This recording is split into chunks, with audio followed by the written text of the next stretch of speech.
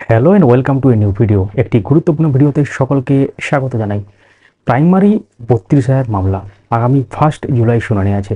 এই সম্পর্কে আমরা আইনজীবীর সাথেও কথা বলেছি যে সেক্ষেত্রে কি হতে চলেছে, মানে সেদিন কে বক্তব্য রাখবেন অ্যাকচুয়ালি। তো এর আগেও আমরাও শেয়ার করেছিলাম। আপনারা জানেন যে ইতিমধ্যে প্রায় ধরুন 4বার শুনানি সম্ভবত হয়েছে, 3 থেকে 4বার। এবং প্রথমেই কিন্তু বোর্ডের বা রাজ্যের অ্যাডভোকেট জেনারেল এজি কিশোর দত্ত মহাশয় তিনি কিন্তু বক্তব্য রেখেছিলেন। এবং তারপর গত যেদিন শুনানি হয়েছে, আগের দিন যেদিন শুনানি হয়েছে অ্যাকচুয়ালি, তো সেদিন কিন্তু সিনিয়র আইনজীবী কল্যাণ বন্দ্যোপাধ্যায় বক্তব্য রেখেছেন। তো তিনি অনেক ব্যাপার সেখানে তুলে ধরেন এবং সেটা সম্পর্কে আপনারা জেনেছেন বিস্তারিতভাবে।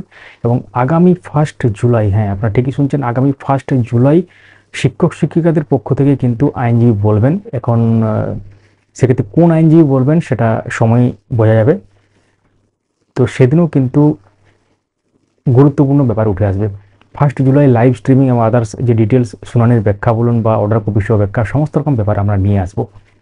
তো এর সাথে একটা ব্যাপার, পিটিশনাররা কিন্তু কোনোভাবেই চায় না যে মানে পুরো প্যানেল বাতিল হোক। এক্ষেত্রে প্যানেল বাতিলের ব্যাপারটা যেহেতু আগে হয়েছে, বা প্যানেল বাতিল বা চাকরি বাতিল বলতে পারেন, যেটা মহামান্য সিঙ্গেল বেঞ্চে হয়েছে এবং তারপর সেটা মহামান্য সুপ্রিম কোর্ট পর্যন্ত গিয়েছিল। মহামান্য সুপ্রিম কোর্ট থেকে বলা হয়েছে, মহামান্য ডিভিশন বেঞ্চকে নির্দেশ দেওয়া হয়েছে যে এই মামলাটি দ্রুত নিষ্পত্তি করতে। সেই সংক্রান্ত শুনানি পর্ব চলছে। এবং আপনারা জানেন মাঝখানে সামার ভ্যাকেশন ছিল হাইকোর্টের, সেক্ষেত্রে একটু দেরি হয়েছিল। এবং তারপর মামলাটি কিন্তু ক্রমাগত চলছে। আগামী 1 জুলাই এটি আছে দুপুর 2টোর সময় ফিক্সড ম্যাটার হিসাবে। আমরা প্রতিবারের মতো এবারও কিন্তু বিস্তারিত তথ্য নিয়ে আসবো সেদিনই। পুরো পিটিশনার তাদের নিজস্ব যে দাবি বা তারা চাকরি, মানে এক্ষেত্রে কম্পিউটার অ্যাপ্লিকেশনগুলো কেন হচ্ছে, ক্যান ফাইলগুলো কেন হচ্ছে বুঝতে হবে। কারণ ক্যান ফাইল হচ্ছে মামলার পিটিশনার যারা প্রথমে আছেন তার সাথে যুক্ত হচ্ছে, সেটা ক্যান ফাইল পক্ষে বিপক্ষে যাই হোক সেটা অন্য ব্যাপার। কিন্তু এক্ষেত্রে সুবিধা নেওয়ার জন্য হচ্ছে মামলার যে রায় হবে সেটা যাতে ক্যান ফাইলগুলো যেগুলো অ্যাকসেপ্ট হবে সেগুলো উপর প্রভাব পড়বে। এখন রায়টা কোন দিক হবে না দেবে সেটা সময় বলবে। কিন্তু কম্পিউটার অ্যাপ্লিকেশন বা ক্যানগুলো কেন হচ্ছে, কারণ এক্ষেত্রে যারা যারা কেস করছে, কেন কেস করছে বুঝতে হবে। কারণ তাদের সুবিধা পেতে বা তারা সুবিধা পেতে বা চাকরি পেতে। এক্ষেত্রে কারো চাকরি বাতিল হলে তার তো কোনো লাভ হবে না। তো কারো চাকরি বাতিল হলে তার কোনো লাভ হবে না। সেই জন্য ধরুন মেরিটে যদি তার থেকেও কম নম্বর পেয়ে চাকরি পায়, তাহলে তারা তো মামলা করতেই পারে। তো তাদের যেটা দাবি যে তার থেকেও কম নম্বর পেয়ে চাকরি পেয়েছে, মেরিটে জায়গা আছে। পুরো ব্যাপারটা কিন্তু হয়েছিল 28শে নভেম্বর 2022-এর জন্য। কারণ 28শে নভেম্বর 2022 একটি প্যানেল বা সোকল ব্রেকআপ ও মার্কস প্রকাশিত হয়। সেই প্যানেল প্রকাশ হওয়ার পরের দিনই আর কি সেই প্যানেলটা বোর্ড তুলে নেয়। কিন্তু সেই প্যানেল প্রকাশিত হয়েছিল, সেখানেই রিয়েলাইজ করে বা দেখতে পায় অনেকে, এর আগে তো কেউ চোখে দেখেনি কোথায় কি হচ্ছে না হচ্ছে।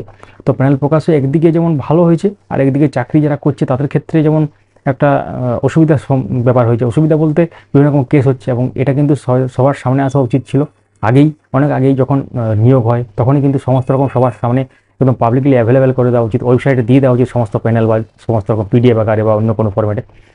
তো এখন 1 জুলাই, 1 জুলাইয়ের দিকে সবার নজর থাকবে।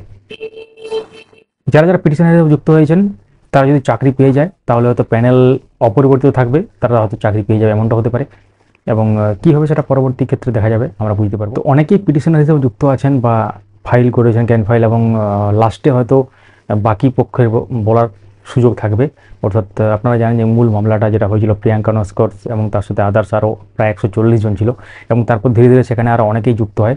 তো লাস্টে হয়তো তারা বলবে। এখন তারা যখন বলবে সেটাই কিন্তু একটা ভাইটাল রোল প্লে করবে, কারণ সেখানে তারা অনেক কিছু ব্যাপার হয়তো উপস্থাপন করবে, যে ইলিগ্যালিটিসগুলো বা যেসব অভিযোগগুলো উঠেছে।